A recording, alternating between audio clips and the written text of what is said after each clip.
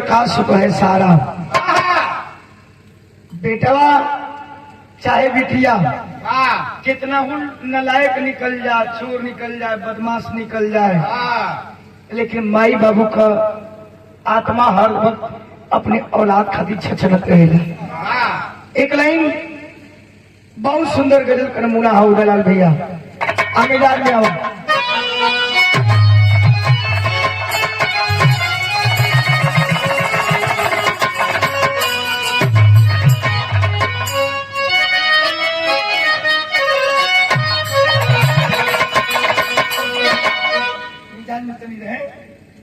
तोड़ के बजवा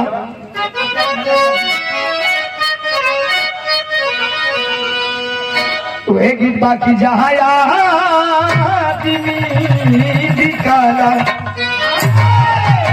सुने भैया, अरे जहाँ दिमी दिखाला, अरे उपजारी ना कहा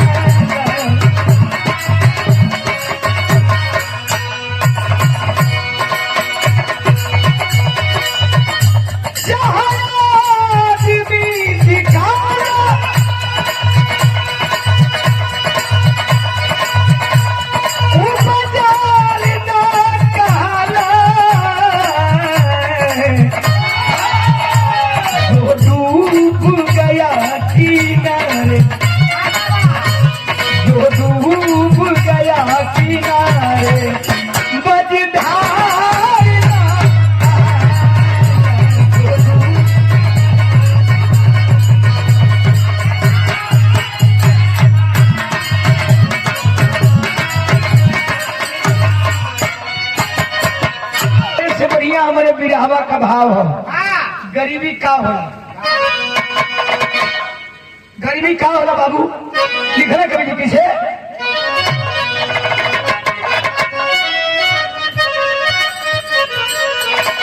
ये दुनिया कैसी है यारों, इस जमाने में तरह तरह के लोग हैं, कैसे कैसे लोग हों। ये दुनिया कैसी है यारो, कैसे है यहाँ के वासी, कैसी है यारो, कैसे है यहाँ।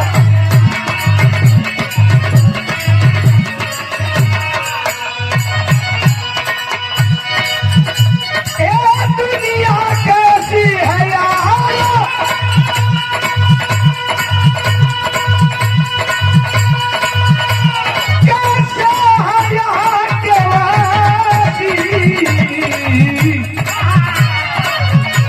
सुनिए सुना रहा हूँ, सुनिए सुना रहा हूँ, और देश की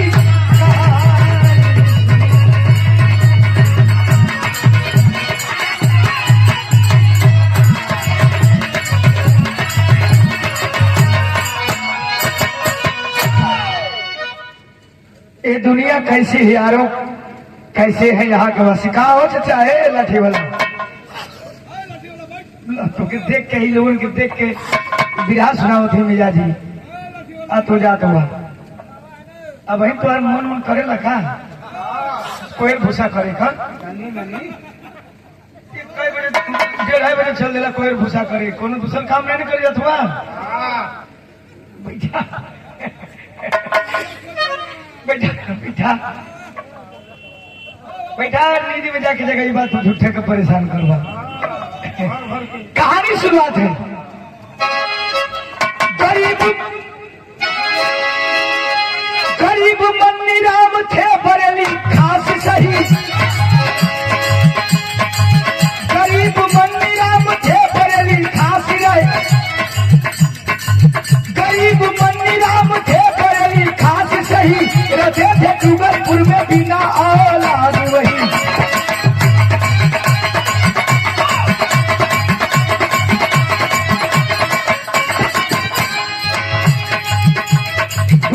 बरेली बरेली जिला में डूंगरपुर गांव से कहानी की शुरुआत हुई।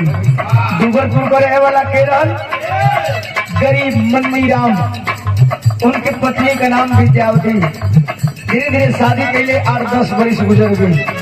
तो जेकर शादी के लिए 8-10 वर्ष गुजर गए तो गाँव में चर्चा हो जाला का दिक्कत हो, लड़के में दिक्कत है कि लड़की में दिक्कत हो, कौन दिक्कत बाकी है एको बेटा चाहे बेटी ना भइल, तमाम तरह का लोग हवा उड़ावे लगेला।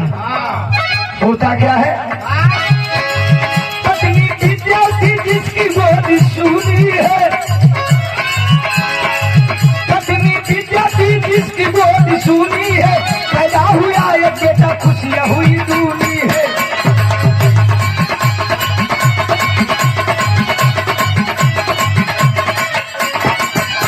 8-10 साल के बाद एगो पत्थरे को डूब जाम गई। 8-10 साल के बाद केहू के घर में चाहे बेटा चाहे बेटी हो जाए, इतना खुशी होला हो बाबू, जने के कहे के ठिकान कहे के कोई जरूरत ना हो। मन्नी राम गरीब आदमी रहलन, एगो सुंदर सलोना बेटा हुआ, खूब खूबसूरत। और बेटे की खुशी में जवन कुछ रहल खूब बढ़िया से खान खर्चा कैलन गांव घर में। धीरे धीरे वो लड़कवा का नाम का रखल, प्यार से बेटे का नाम अमृत लाल रखते हैं, प्यार से बेटे का नाम अमृत लाल रखते हैं, पढ़ाई करेगा बेटा पति से वो कहते हैं।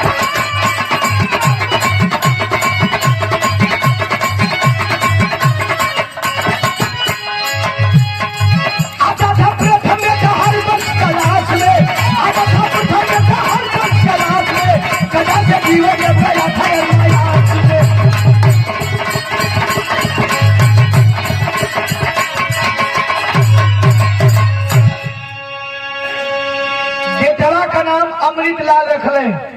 5 वर्ष का जब अमृत लाल भैलन, प्राइमरी स्कूल में मन्नी राम ले जाकर के अपने बेटा का एडमिशन करा दिलन। बाबू पढ़ने लगा, धीरे धीरे बढ़े लगल, पढ़े लगल। जब वही 1, 2, 3, 4, 5वीं कक्षा में गई, मास्टर साहब एक दिन बुला के कहने कि मन्नी राम, अरे मधवा तार बेटवा बड़ी होनहार है भैया, एगो हमार सलाह मनी हो, अपने बेटवा के मजदूरी करके पढ़ाई हो, लेकिन पीछे मत हटिया, एक दिन तुम्हार बेटा दुख दूर कर दे। बाबू का आंख खुशी से भर गई। कहलन की ठीक बा सर जी, ठीक बा गुरुजी, कोनो बात नहीं की, हम अपने आप के बेच देव, लेकिन अपने बेटा की पढ़ाई। मन्नी राम बाबूजी मजदूरी करने वाला इंसान, गरीब, अपनी पत्नी से कहा कि मैं भी पुर्जी बिक जाऊंगा, लेकिन अपने बेटे को पढ़ाऊंगा। मैट्रिक पास किया जब अमृतलाल, तो माई बाबू का सोच बढ़ल, लड़का का सोच बढ़ल। अमृतलाल से पूछलो बाबू कहाँ पढ़बो, तो लड़का बतावा था कि हमार इलाहाबाद नाम लिखा दो। बाबूजी हमार नाम इलाहाबाद लिखा दो। अब इलाहाबाद नाम लिखावे खातिर पैसा चाहिए, एडमिशन करावे खातिर खान खर्चा, रूम, तमाम तरह का व्यवस्था करेगा। तनी से माई अपने बेटवा से हट के और वही घर के केवाड़ी के पला पे जाके रोवत है। सोचे रोवे कैसे रोवे, चल जगत मास्टर साहब।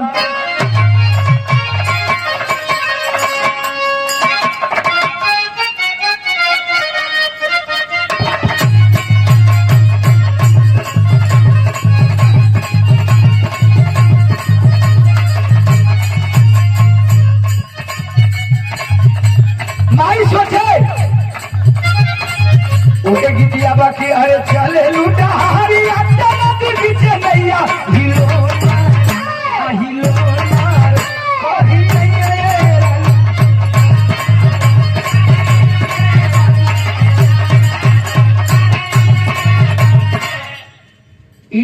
तरलिया से बढ़िया भाव हो। माई वो थी केवाड़ी के पला था, आज सोचत थी सपना सुनावती, अरे सोचे थी जाती ने दिल में अरमान, जब जवान हुई हाथी तू खरा हमार, जब जवान हुई।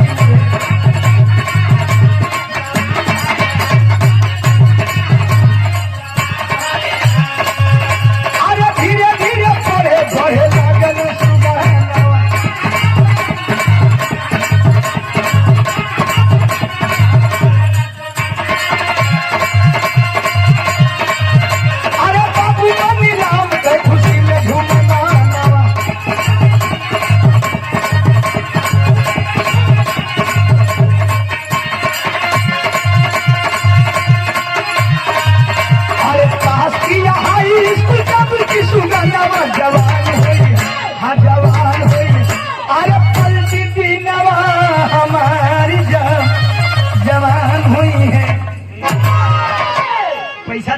क्या किया कहाँ से व्यवस्था होके पूछा थी अपने पति मन्नी राम से काजी पैसा का व्यवस्था बा कल के देखा हो पैसा का तो कुछ व्यवस्था बा लेकिन अभी उतना पैसा से ना हुई।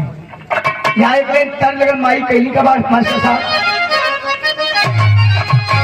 अरे निमिया के डरिया मैया मोरी माई बहन नवरात्रि के बेला में गावेली अरे निमिया के डरिया मैया मोरी अरे नाराजी झूलुआवा हो की झूली झूली ना हो की झूली झूली ना कि माई मोरी गावे लिखतिया हो की झूली झूली ना।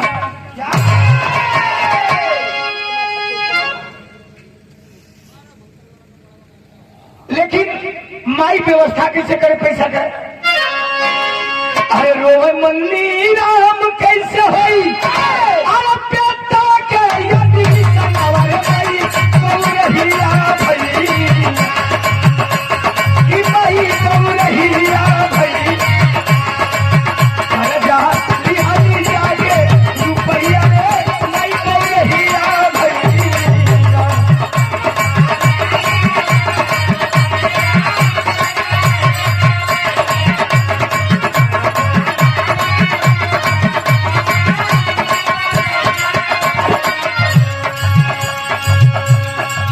माई एगो बगल के आदमी से जाके कर्जा खोज ली है बाबू हमार बचवा के पढ़े जाएगी बा पैसा कर्जा खोज के आ यही के लिया के हाथे पर रखत है आंख से आंसू से लता रो थड़ी हे बाबू हम तो के पढ़ावे खातिर बीड़ा तो उठा ले ली लेकिन कोनो गलत काम मत करिए अपने माई बाबू के सपना पूरा करिए हो बेटा पढ़ लिखे जब बड़ा आदमी बन जीवा ना तो हमार कर्जा को खोजल मजदूरी करल मेहनत कर सब सफल हो जी बाबू।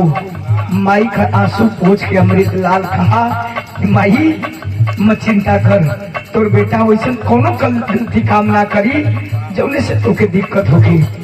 मन्नी राम बाबूजी बेटा के लेकर के इलाहाबाद पहुंचल हो आज जब इलाहाबाद पहुंचल तो कैलन का अरे मिशन अमृति लाली इलाहाबाद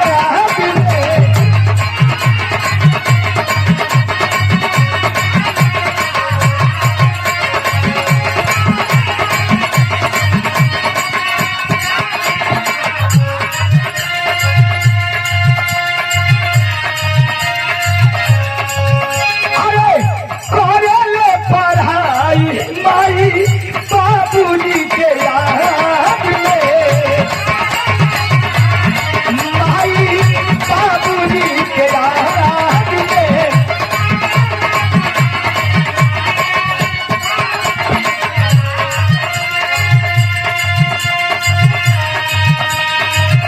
पास की आई इंजीनियरिंग तब पास की आई इंजीनियरिंग तब पागले न करी अरे माई बहु रहिया भाई अरे माई बहु रहिया भाई शादी भाई तू रहिया माई बहु रहिया भाई।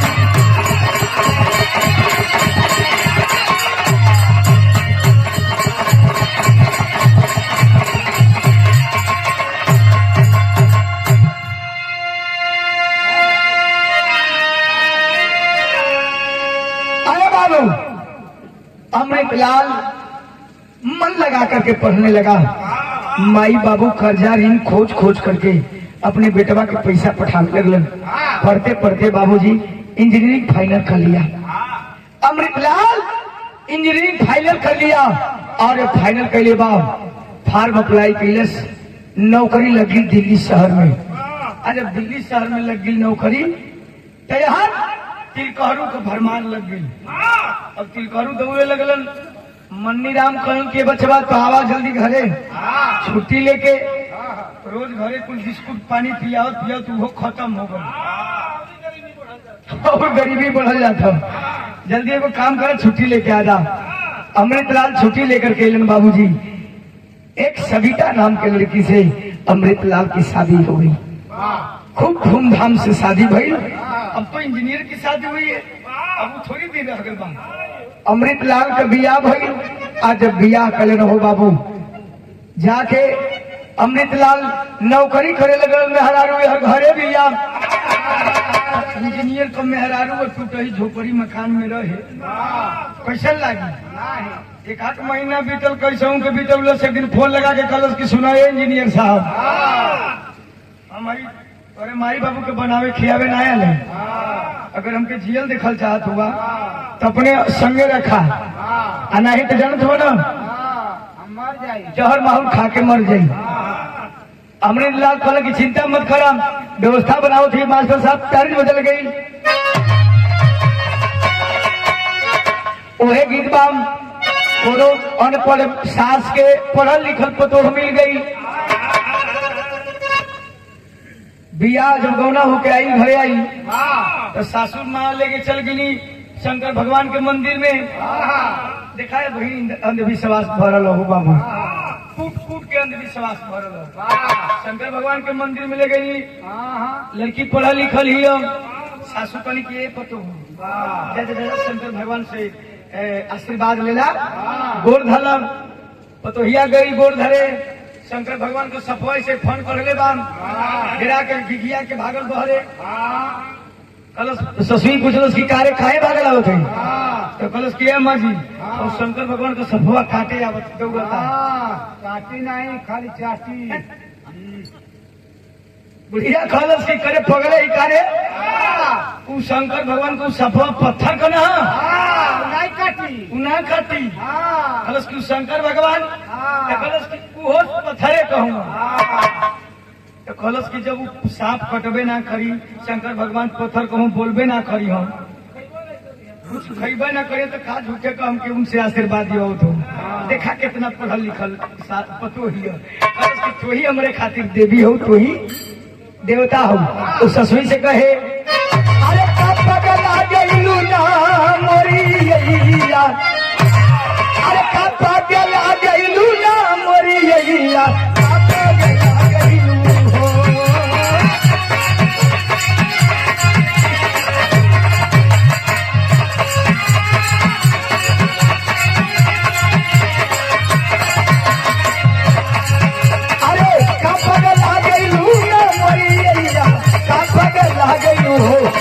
हम तो खुद रहिया बब रहिया, हम तो खुद रहिया बब रहिया, अहिया का पगला गइलू हो।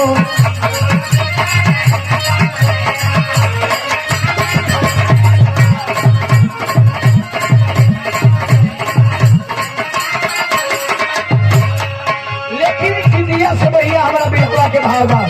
अमृतलाल दिल्ली में हुआ कैलन का, अरे दिल्ली बसले ना हो बाबू, अरे दिल्ली सहरिया ना हो बाबू, दिल्ली सहरिया में।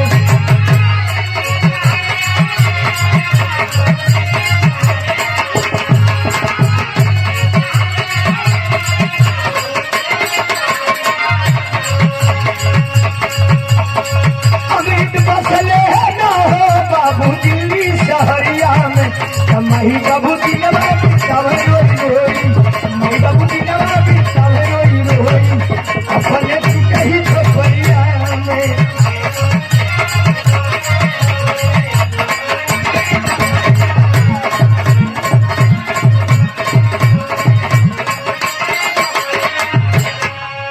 मेहरारू के दिल्ली बुला लेलन, आज दिल्ली बुला लेलन।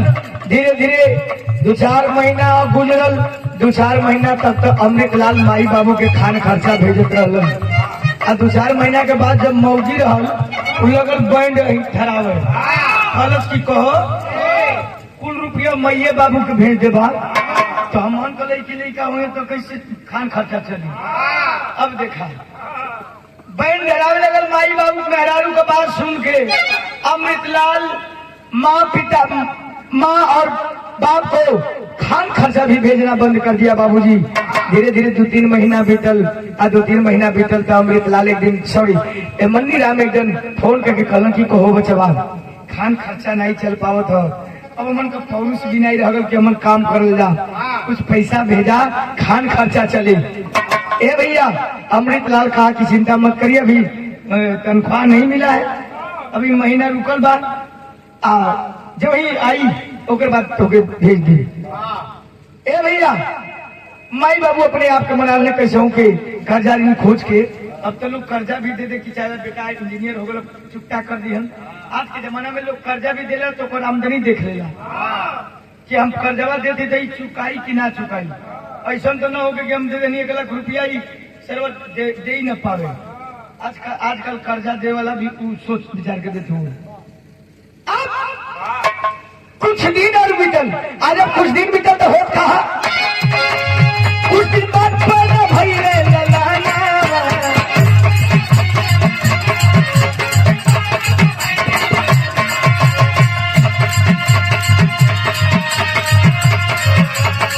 बाजार खुशी के दुआरे बजाना,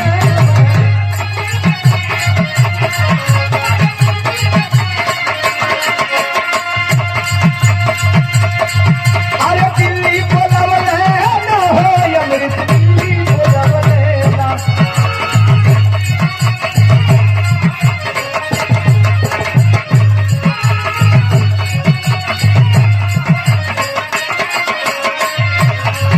अरे दिल्ली बोलावले ना हो अमृत, दिल्ली बोलावले ना।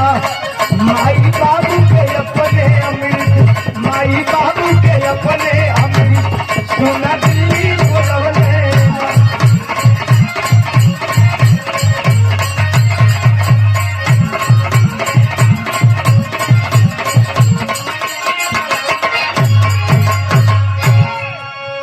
मेरा सुनने वाले बाबूजी, कुछ दिन के बाद अमृतलाल को एक बेटा पैदा हुआ।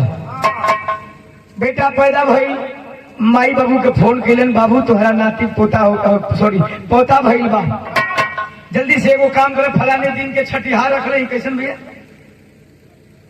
अच्छा, कल की फलाने दिन के छठिहार रख ले बानी, एगो काम करे कि माई के लिया के जल्दी से चली आवा। इहो नहीं के पूछत कि तू लोग के पास गाड़ी भाड़ा बा, पैसा वैसा बात नहीं, बारे जमाने का लड़का। आखिरकार इतना कह के फोन खा दिया अमृतलाल। माई बाबू अब सोचे विचार लगल कि कैसे जाल जाई, फिर केहू से कर्जा ऋण लेकर के, और बाबूजी दोनों बूढ़ी बूढ़ा मन्नी राम और बुढ़िया विद्यार्थी चले हैं अपने बेटा अपने पोता के खुशी में दिल्ली शहर में पहुंचलन।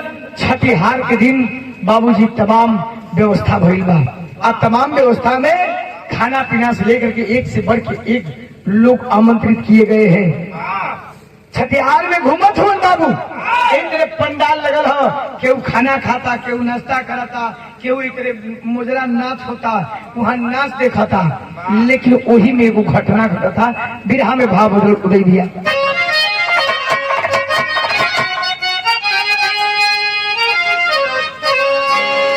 अरे खुशियां में झूमे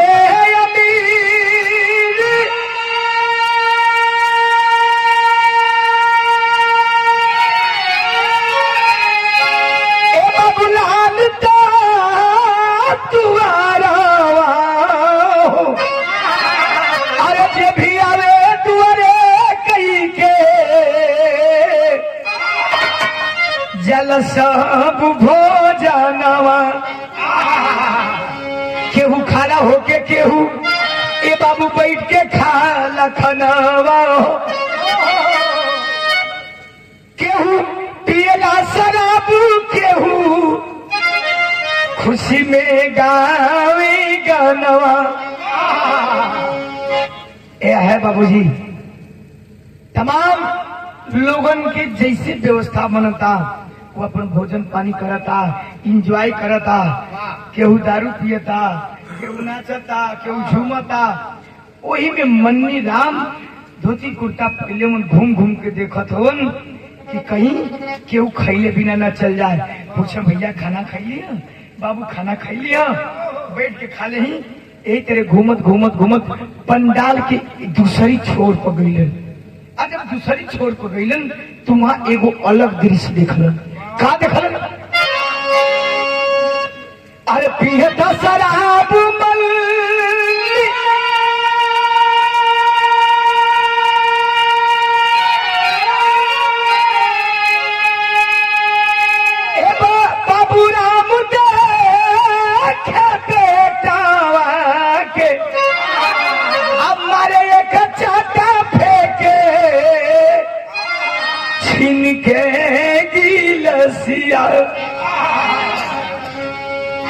आया है बाबू दूसरी पंडाल के दूसरी छोर पर गईलन देखत कावन की एक बीच में टेबल लगा है, 8-10 आदमी टेबल के चारों तरफ बैठे हैं, कुर्सी लगी है।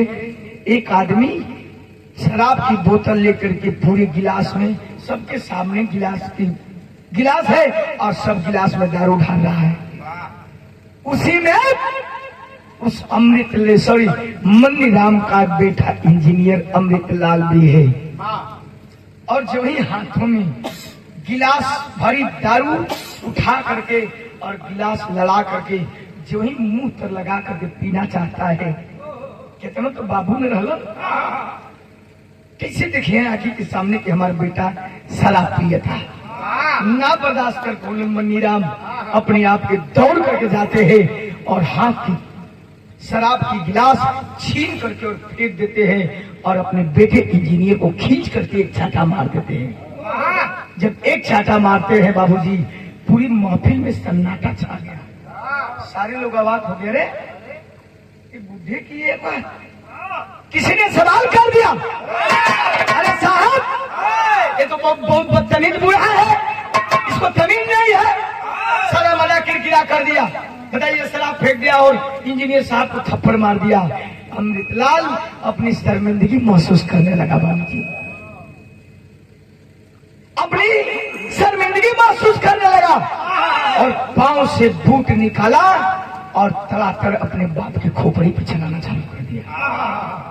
इतना बूट मारा कि मन्नी राम जमीन पे गिर पड़ा।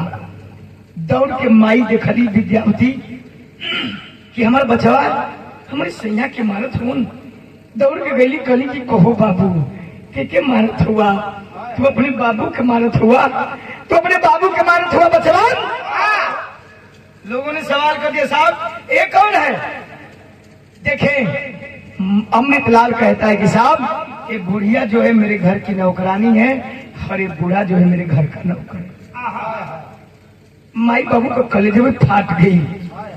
अपने आप के दबावत होन बाबू, माई विद्यार्थी के दबावत होन कहलन कि अगर हम कह दे ये मेरा बेटा है तो शायद मेरे बेटे की इज्जत चली जाएगी। अपने आप के रोक लिए और मार खा करके बेटे से मन्नी राम बाबूजी उस महफिल से किनारे चले गए। शाम हुआ जब तो मन्नी राम अपने बेटे इंजीनियर के सामने जाते हैं, हाथ जोड़ के कहन कि इंजीनियर साहब अब हमन के छुट्टी दा बाबू, हमन अपने नगरी के चले जाई, हमन को उहे मरे थे भाई, हम मार नहीं की रखा यार। एक बार भी नहीं रोका बाबूजी, न बोला। रात भर बिना खैले, दिन भर बिना खैले माई बहू रात गुजरलन और धीरे से निकल गए रेलवे स्टेशन पे विदाउट टिकट। वहां से दिल्ली से चले हैं बरेली के लिए। आज जब बरेली के लिए चलन हो बाबू तो बिरहा में भाव बदल गए मास्टर।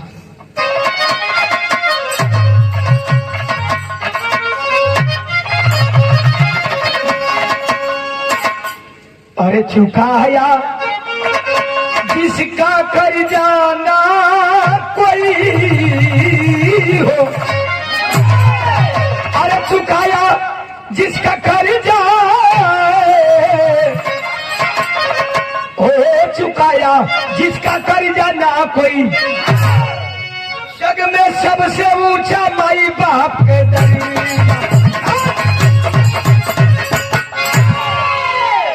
आए है बाबूजी घरे जब माई बाबू आल होन, अब कर्जा जैसे जैसे ले ले रहलन, कर्जहरुआ सब आए के लगना मन्नी राम के तंग करे, कहो भैया अब तो तुम्हार बेटा इंजीनियर हो गए, हम उनका कर्जा चुका था बाबू। बाबू बात में भरमामत होन, अब इन बचवा का तनख्वाह नहीं मिलल, जैसे ही पेमेंट मिली वैसे ही करो कि पहुंचा दे भेज दे, सबका कर्जा चुकता हो जाये। धीरे धीरे 10 दिन 15 दिन 1 महीना और बीतल। आज बीतल बाहो बाबूजी। एक दिन मन्नी राम कहलन माई कहनी कि फोन काहे नहीं कर देता, पैसा भेज देता अमृतलाल तो सबका कर्जा दिया जाता। रोज रोज दुआरी पर आके लोग ताना मारता। मन्नी राम बाबूजी फोन लगोलन। आज जब फोन लगोलन एरिया से फोनवा लगा के कहलन की बचवा हो बाबू के परामो नहीं करत होन, बाबू के परामो ना करत होन।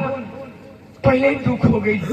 कल कोनो बात ना हो, अमृतलाल जे लोगों से कर्जा ले लेके तोके पढ़ौले लिखौले ही बेटा, अब लोग अपना कर्जा मांगा था तो वहिया से कहा, डांट दिया अमृत मन्नी राम को।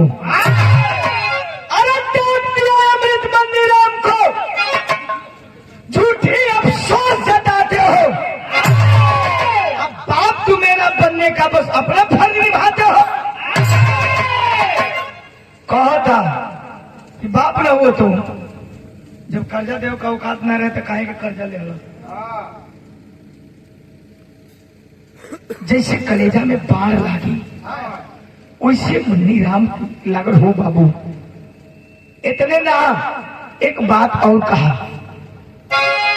नहीं चाहिए इस दुनिया में, नहीं चाहिए इस दुनिया में माँ बाप का एहसान कोई। अरे ठेका नहीं लिया है मैं सबका, नहीं मैं तेरा संतान कोई। उतना तक तो ठीक रहल। कलश की एगो बात याद रखी हो, आज के बाद हमरा की फोन मत करी। हाँ समझ लिए कि हमारे बेटा मर गई, और आज के बाद हमू समझ लिए कि हमारे मातारी बाप मर गए। जैसे जनाल की बाबू के हार्ट अटैक आ गई, धड़ाम से गिर पड़ल हो बाबू। माई उठौली दौड़ के एली, कहूं की का बात हो बड़ू, का कलश अमृत कुछ बोलत ना होन। फोनवा धरा देलन, वही फोनवा पर हालो हालो माई करत है। फोनवा चालू बवरिया से कोई नहीं खे बोलत, अब कोई नहीं खे बोलत तब माई रो के एगो बात कर ली। का कली बिरहा में भाव बदल गई।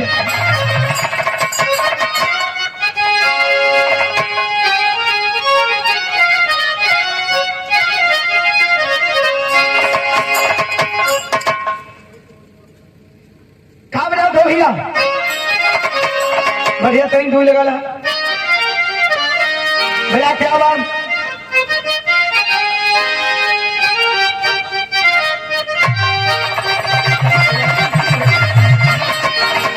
उहे बजाव उहे कहे चल लगल, अरे तुह के चढ़ई बनैया, अरे नरियल चुनारिया हो कि गंगा जी, बोझल नहीं आ कही दा बेरा पारवा हो कि गंगा जी। माई रोटी गीतिया से बढ़िया भाव हो। कारो अरे तोह के खियाई कैली, अरे हम पवासवा हो कि बेटवा हमारे, अरे काढ़ा जिन बुढ़ाई में करे जवा हो कि बेटवा हमारे।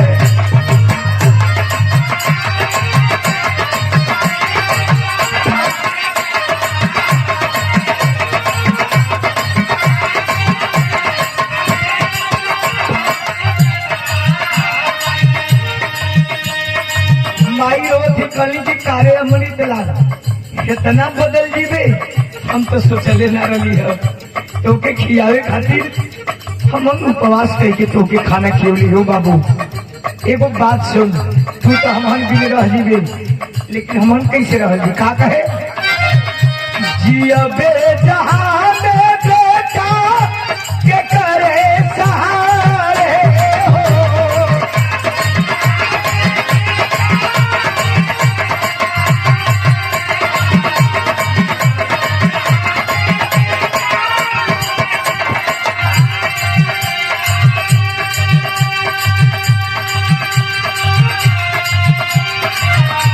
माई हरदम सुना तो रहिया निहारे हो,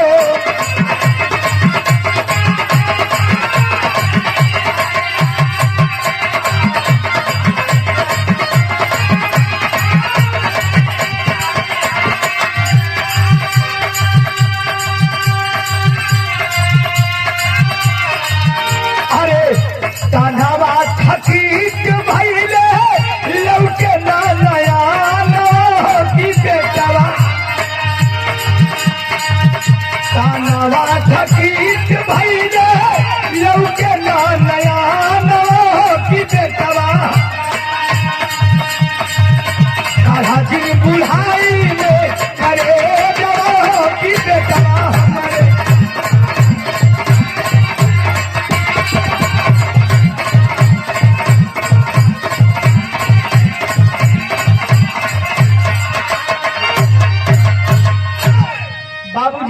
लफ्ज भी नहीं बोला और फोन कट कर दिया। जब फोन कट गई, जितना कर्जा हरू न हो भैया, जितना लोग कर्जा दिले रहलन बाबू के पास और ही कुछ ना बचल, वही घर द्वार वाला जमीन रहल। लोग आ करके और जबरदस्ती उस जमीन पे कब्जा कर लिए और दोनों बूढ़ी बूढ़ा अमृतलाल विद्यार्थी को घर से निकाल देते हैं। निकल जाओ, कल तक तेरे पास पैसा नहीं था तो हम लोग नहीं बोलते थे, लेकिन आज तेरा बेटा हो गया तो नौटंकी कर रहा है। लोगन से कहन कि बाबू हमार बेटवा मन के धोखा दे दिल, लेकिन केहू माने के तैयार नहीं थे। घर से निकाल देना लोग, दोनों बूढ़ी बूढ़ा रोड बिलखत निकल होन। आज निकल होन एक गांव से दूसरे गांव में पहुंचलन तो रोवे। कैसे रोवे? तर्ज लगल,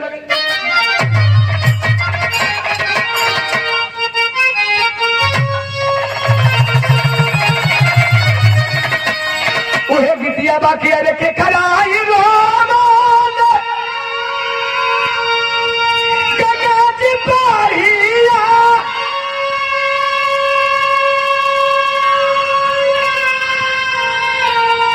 आके करही रोले जमुनवा हो, आके करही रोले ए बाबू धोती के खूट भी देता के रोवे पर हो महिलावा हो। ई संतो गीत बोलल जाले। एगो संत सवाल करल, दूसर का एक जवाब दिहन। का जवाब देलन? अरे महाई के रोवले गंगा जी पारिया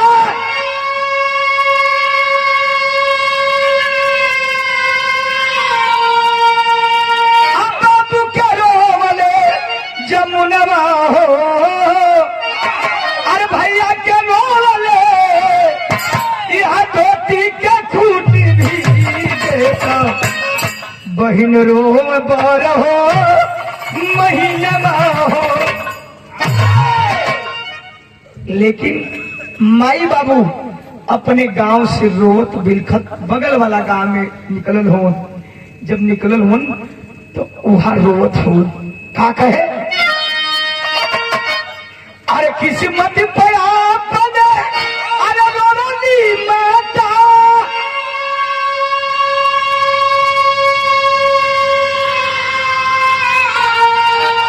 अमर बाबू का पेटवा पहाड़ हो। अरे टूटे ही झोपड़िया बा अरे फटे ही लुगारिया बा भूखिया के ढीकिए दो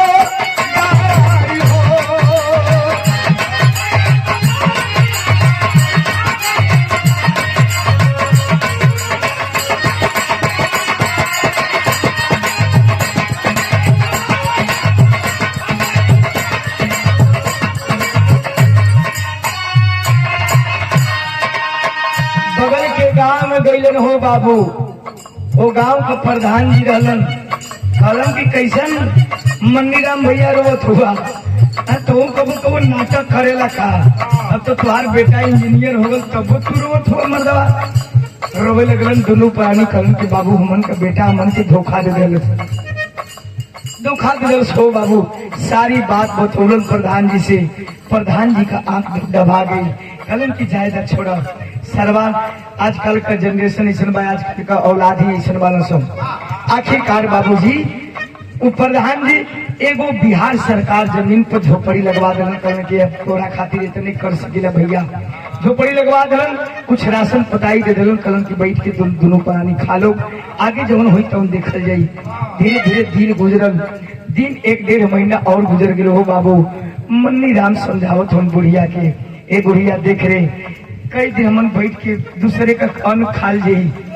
एगो काम कर, बेटे के याद में रोती रोती माँ की आंख की रोशनी भी चली गई है। अब कुछ लौकन भी कुछ सुझत भी ना हुए। मन्नी राम कहन की सुनना बुढ़िया, हम जाती भीख मांगे और जाके भीख मांग के आई तो हम तोरे आंख का ऑपरेशन करा दे, कुछ पैसा भेजब, धीरे धीरे तू अपन जीवन जब तक जियल जी भीख मांग के अपन जीवन को गुजर बसर कर दी बाबूजी। लेकिन ऊपर वाले के लाठी में आवाज नहीं होती है। ऊपर वाले के लाठी में आवाज नहीं होती है लेकिन चोट गहरा होता है। समय 1-1.5 महीना जो ही बीतल ये हर दिल्ली ले चल थी आप लोगों के। दिल्ली में अमृतलाल का स्थिति का अमृतलाल का ताबियत खराब होएगा।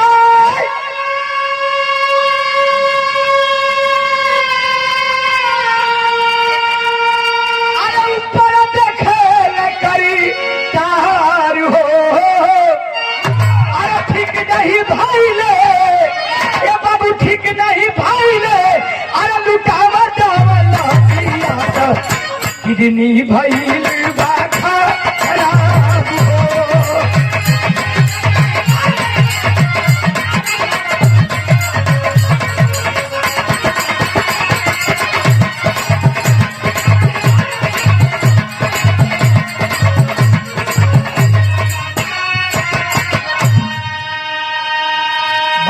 साथियों के साथ में अमृतलाल को गलत लत लग गया और साथियों के साथ में डेली दारू पीना चालू कर दिया। इतना दारू पीता था पैसे की कमी नहीं थी। इतना दारू पीने लगा इतना दारू पीने लगा कि अमृतलाल की एक किडनी फेल हो गई। दूसरी किडनी में दाग भी लग गई। वही दिल्ली में बत्रा हॉस्पिटल है और बत्रा हॉस्पिटल में ले जाकर के उसकी पत्नी और उसका बेटा बाबूजी लिया करके भर्ती कर देते हैं। आज जब भर्ती कर देते हैं धीरे धीरे दवा दारू होने लगा लेकिन कोई फर्क नहीं पड़ा। कोई फर्क नहीं पड़ा बाबूजी। समय बीतता गया। आज जब बीतल हो पंचो यहाँ कलर का बिहार में भाव बदल के पास पापड़ से आओ।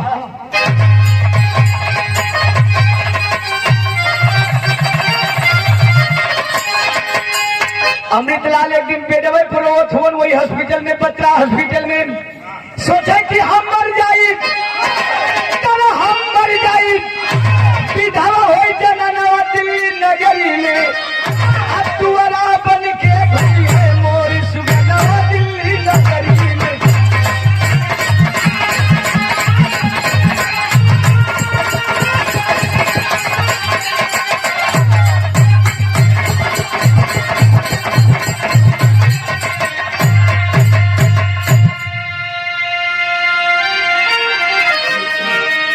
बाबूजी अमृतलाल बेड पे रो रहा है कि लागता कि हम बच ना पाई।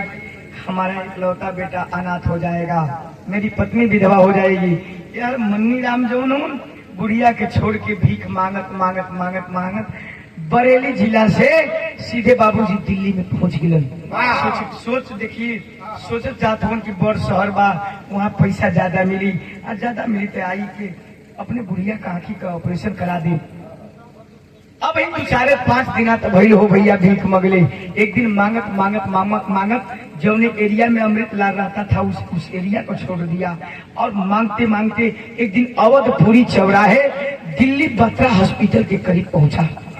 सुबह का 7:30-8 घड़ी बजावत है। सुबह का 7:30-8 घड़ी बजावत है। केहू अपना मरीज के टहलावता केहू चाय पियावता केहू हंसता बोलता बतियावता।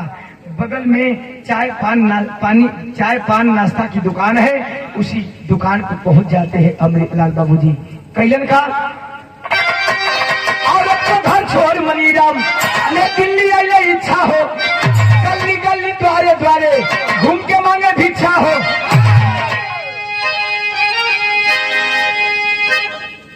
अरे कोई दे दे बाबू कोई दे दे गरीब के भोजन दिल्ली नगरी में अब टुअरा बन के घूमी है मोर सुगनवा दिल्ली नगरी में।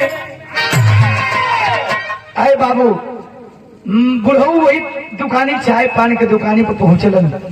एगो लड़का बा छोटे से उम्र बा मात्र खूबसूरत बा। जा करके और लोग है खड़े जा करके मन्नी राम का बाबूजी कटोरा फैला दिलन। बाबू गरीब की सहायता करो बाबू कुछ पैसा दे दीजिए। जी के खुशियाल 10-20-5 रुपया दहलस।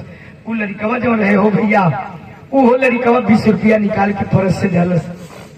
आज अब दहलस देवे के तो पैसा दे दहलस जो भी बुढ़ऊ चलल चाहत हूँ।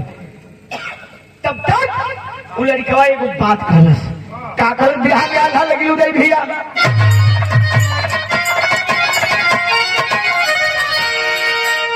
अरे जवन जवन लिखल होला कैसे आला बदल दे उदय भैया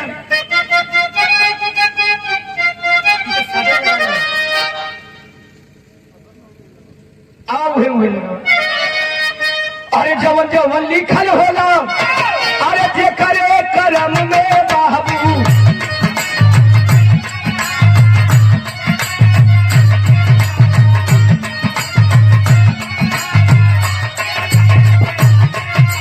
अरे वही हो नहारी के करो अरे बहुत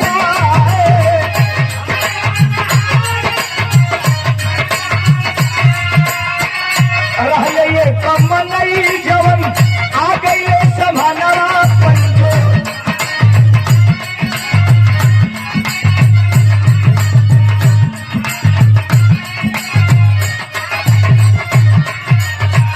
भिखारी से बाती आए पूछ भी लखा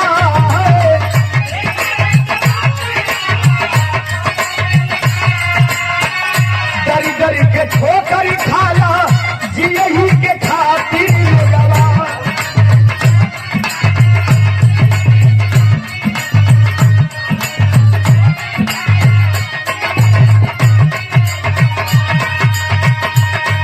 अरे खुशी खुशी दी हाला बिसरू भैया हो निका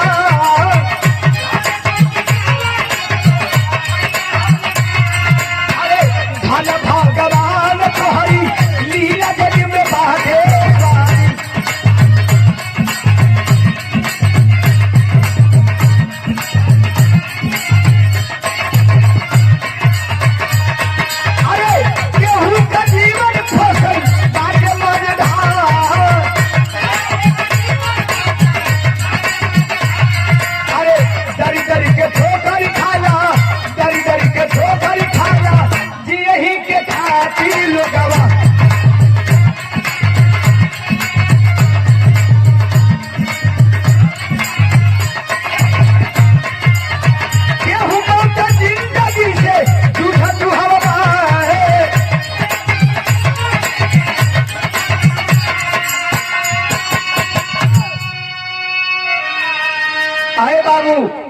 लड़िकवा 20 गो रुपया बाद हल जो ही बुढ़ऊ छले खैलन आ तब तक रोक के कल से दादा एगो बुरा नहीं मनबत एगो बात कही बुढ़ऊ मन्नी राम कानून के बचवा काहे के बुरा मानब पूछा न कह न कौन बात बा करस कि तू जिए खातिर भीख मांगत हो तब वो जी ना पावत हो आ केहू जिए खातिर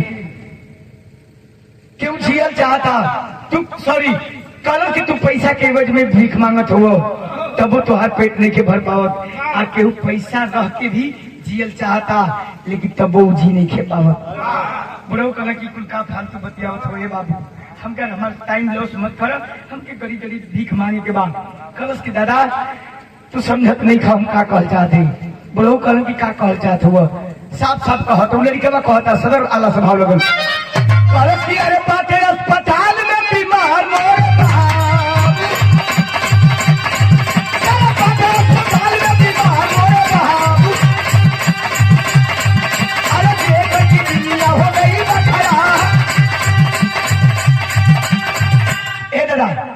दादा एक बात बताई हमारे पापा बहुत खूबसूरत हो जवान हो न बहन 18 रुपया हो लेकिन जिए चाहत हो ना जी पावत हो तू पैसा खातिर भीख मांगत हो ना हाँ बाबू पैसे खातिर भीख मांगत है एक बात बताई तोरो काम हो जाए हमरो काम हो जाए कल की कौन काम तो कल की बेची जाती दुनिया तू ले लदावा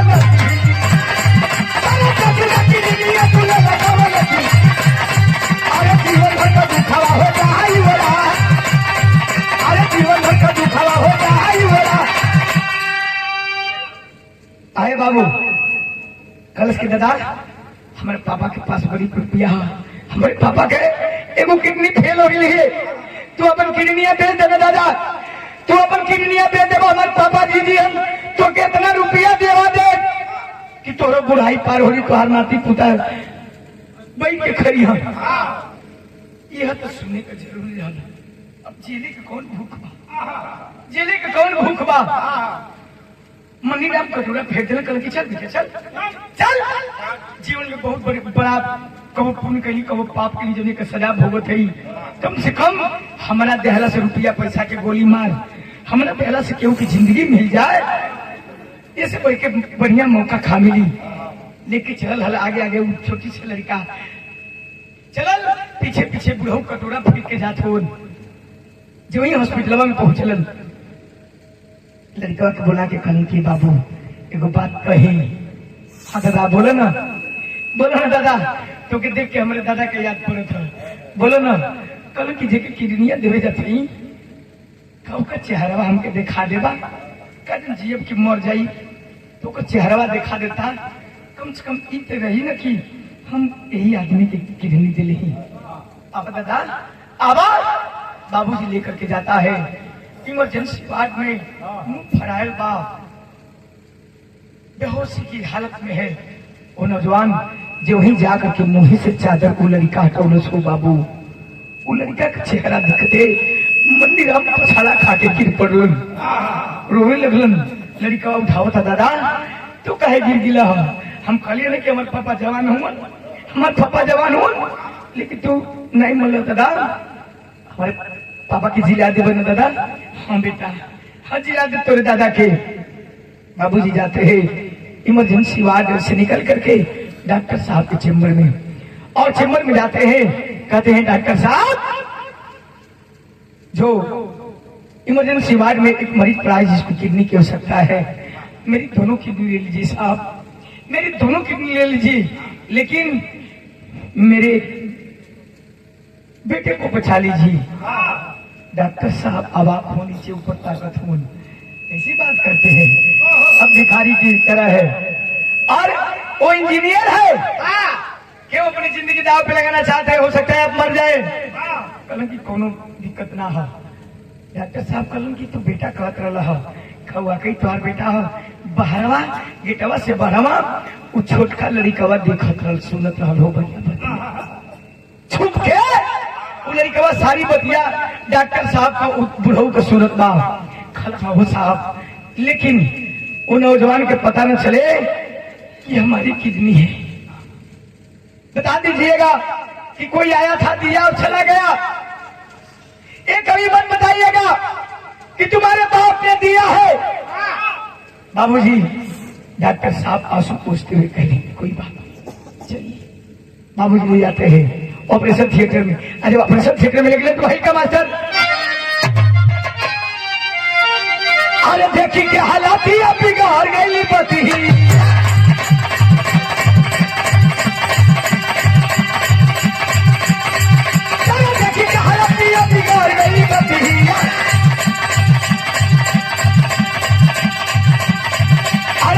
भिखारिया हो बाबू भाया।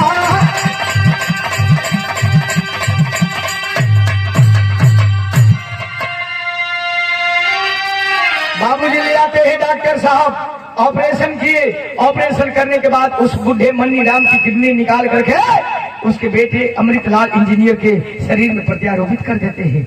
धीरे धीरे धीरे धीरे 3 महीना गुजरा। 3 महीना गुजरा बाबूजी, न कोई सेवा करने वाला है न कोई टहल करने वाला है।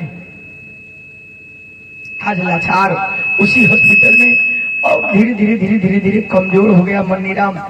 जब 3 महीना के बाद अमृतलाल चलने फिरने लगा बाबूजी, तो खुद जा करके और डॉक्टर के चेम्बर में आवाज देता है डॉक्टर साहब मैंने सुना था कि डॉक्टर लोग भगवान का दूसरा रूप है होते हैं, लेकिन आज आपने साबित करके दिखा दिया जो मुझे जीवन दान दिया है। बोलिए कितना रुपया चाहिए? 1 लाख 2 लाख 4 लाख 5 लाख 10 लाख 20 लाख 50 लाख कितना रुपया चाहिए? बाबू से वादा कर ले रहे डॉक्टर साहब की बता देना। लेकिन इंजीनियर का अकड़पन देख करके डॉक्टर रोक नहीं पाया बाबूजी, और उठा कुर्सी से और कहा कि उठ। अरे साले नीच, तेरे जैसे औलाद के बगैर तेरे जैसे औलाद बल्कि न हो तो अच्छा होगा। पैसा की गर्मी है ना, देगा तो कितनी कदम? कहा कि हाँ जितना कहेगा उतना मैं किडनी का दाम देने के लिए तैयार हूँ। कहा कि उठ और चल चल। अगर तेरे पास दौलत रुपया पैसा है तो इस किडनी का दाम चुका दे। ले करके डॉक्टर साहब उसी वार्ड में जाते हैं। बाबूजी इस वार्ड में मन्नी राम थे। मुहे पर चादर बात, मुहे से चादर हटाए और इशारा करके उस डॉक्टर को बोले, सॉरी इंजीनियर को बोले, देख और लगा किडनी का दाम कितना तेरे पास रुपया है, जितना रुपया है इसको पहचानता है, दे दे किडनी का दाम। गिरा घुटने के बगल हो गया। डॉक्टर साहब ये तो हमारे बाबूजी हो। कहा कि जबान काट लूंगा, अगर बाबूजी कहा तो जबान काट लूंगा तेरी। साले नीच, तेरे जैसे बेटे की जुबान से बाबूजी शब्द अपवित्र मत करो, इस शब्द को। रो रहा है अमृतलाल, पैरवा पकड़ के रो थोन, बाबू हमको माफ कर दो बाबूजी, बहुत बड़ा पापी ही ना। एक बार बोले ना बाबूजी हमके बेटा करके माफ करा। शक्ति ना उठे के बाबूजी की अखिया खोलन के बोला था भैया। कहा कि मैं अमृतलाल। बाबूजी कहलन की काहे बाबू, काहे रोत हुआ, काहे रोत हुआ। कलश की हमके माफ कर दे बाबू, बहुत भारी भूल कर बहुत बड़ी पाप कैले ही बाबू, हम क्षमा के लायक नहीं ही, माफी के लायक नहीं, लेकिन हो सके तो अपने बेटा के माफ कर दे बाबूजी। बाबू ही बेटवा पहुँ रोवत हो और रो के एगो बात कहलन। का कहलन भैया,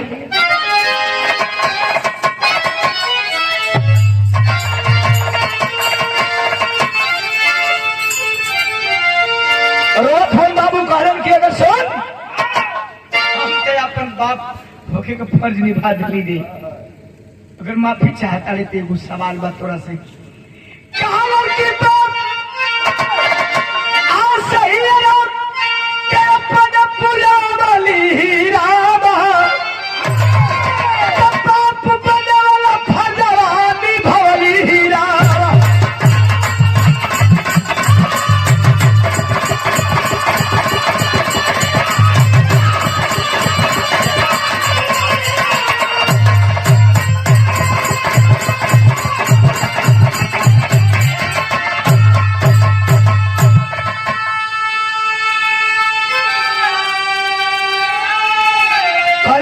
माफी चाहता है तो सुन, अरे माई तो हाथों हरे याद में भी मरावा, बेटा बहू साथे कैला यहाँ दिन दिलावा।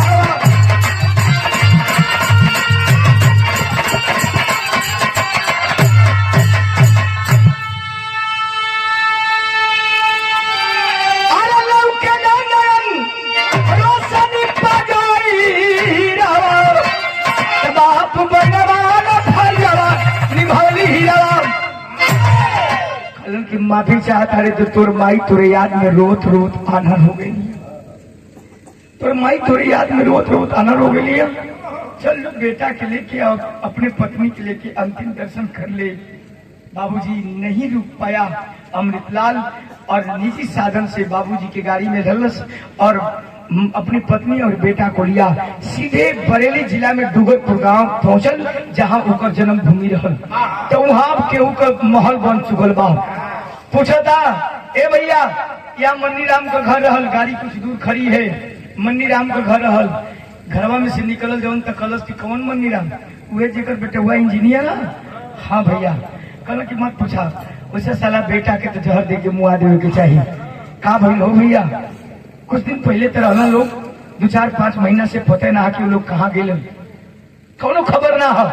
बाबूजी निकला वहां से निराश निकला और गाड़ी से जब दूसरी गांव की तरफ बढ़ा बाबूजी, तो वहां देखलस कि वहां भी एगो घटना घटल। कौन घटना?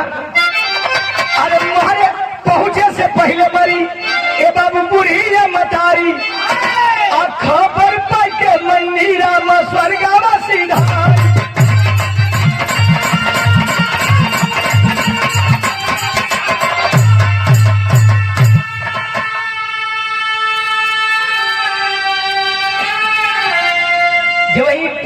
पड़ोस के गांव में पहुंचल तो बाबूजी लोगन का भीड़ बा, गाड़ी खड़ा किया और गया।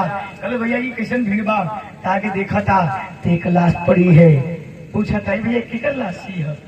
लोग गाली के सही शब्द गाली से ही प्रयोग करत हो बाबू। कहलन कि भैया एक पड़ोस के गाँव में मन्नी राम रहलन, उन्हें अपन बेचारे उन्हीं के दुल्हन रही है, अब ठीक ठाक रही है। आज सुबह इनकर देहांत हो गल। एगो बेटा रहल, बेटा के पढ़ावे खातिर पूरी जिंदगी का ठाठी लुटा दे लोग, लेकिन बेटा इंजीनियर बनने के बाद भुला गई, माई बाबू के लात मार देहलस। इतने बात सुन के दौड़ल जाता गरिया के पास गए, कलश की बाबू हो माई हमसे ढेर नाराज बिया, चलो एक बार तो ही मना दो। जब वही गरिया के पास गल हो बाबू, तो बाबूजी भी पर आए गल हो, बाबूजी भी नहीं बोलत हो। दौड़ के आल वही सभा में बाबूजी के उतरलस और उतार करके जमाने के लोगन से एक बात कहा। क्या कहा? अरे पढ़ा लिखा लाल जब हो गई है नालायक, तब माई बाबू का सेवा बन के करी है कलायक।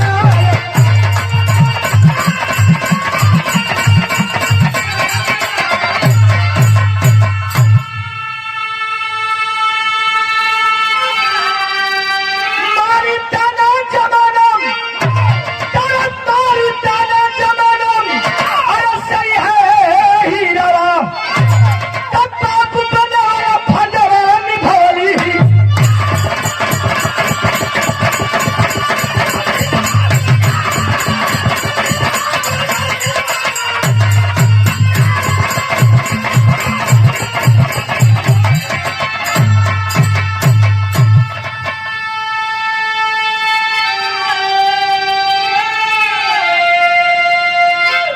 आए है बाबूजी जमाने के लोगों के सामने खड़ा होकर के कहा कि मैं ही वो नालायक बेटा हूँ जिसकी वजह से मेरी माँ बाप का ये हाल हुआ।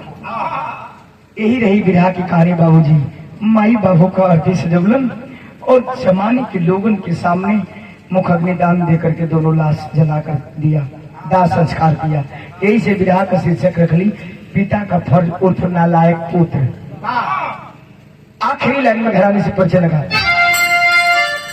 गुरु बिहारी तो तुझे अरे बदल गया है काशी बुल सुनंदन, अरे सबसे लगे हाथी, अरे चुकाया जिसका कर्ज ना कोई मस्त